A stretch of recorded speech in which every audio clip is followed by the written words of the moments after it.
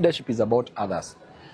A leader, as the Bible describes a leader, is a servant. For you to lead, you must first agree to serve. He who must be the greatest among you must be the least among you, must agree to serve you. So leadership is about others. As we give hope, we also work to transform lives. Yes. We also help. We know that there are notions that there could be a generation that is hopeless in quotes, but they are not hopeless. All these people are created in God's own image. All these people have a vision and they have a mission in life.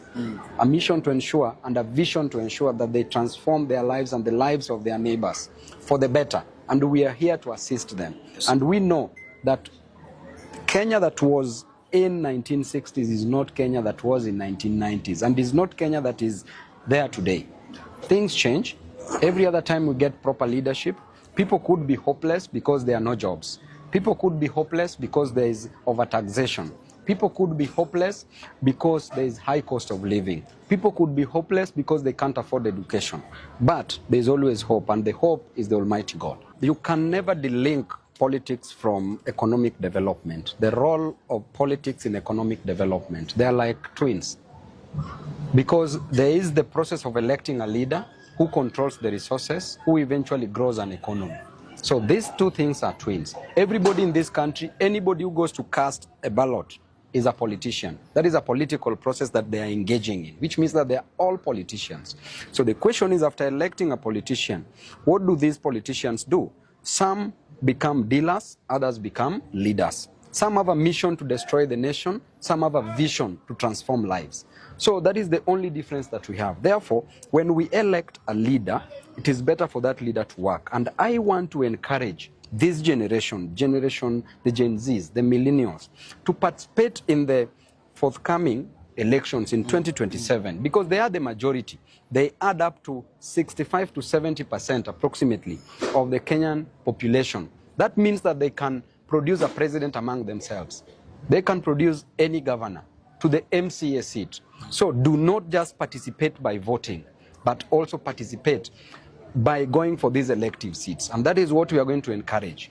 And I always say that if you are not on the table, break that table. But you remember, Jesus was also breaking a table in church when people brought nonsense in the church. That is the spirit. Actually, as we speak, I will wait for the decision of the people. As at now, I'm spoiled for choice. As I always say, Pasi, by the grace of God, leaders are chosen by God. Yes. And as at now, we overqualify to be the president of the Republic of Kenya. It is only Babu Owino who can beat Ruto squarely. Squarely by a day before elections. Wachana na ile watu nasemanga asubuhi. Ini a day before elections tunaweza mwangusha. Ama vipi mrembo? Yeah. Unaona huyu ni vota wangu ashakubali. Then we are also overqualified to be a governor of Nairobi and also to be a member of parliament. But the most important thing is service to the people. It's not just the electoral process. It's what do you do after being elected? Yeah. After being elected as Babu Owino, my intention is to work for the people. Because I've gone without food, I know what it is to lack food. If you tell me that you are sleeping hungry, I know what it is because I've gone without food. If you tell me that your child lacks school fee, I know what it is to lack fee because at some point I lacked. Therefore, the kind of leadership that I want in myself at whichever position that I will vie for in 2027, that shall be guided by the Almighty God. I shall work for the people.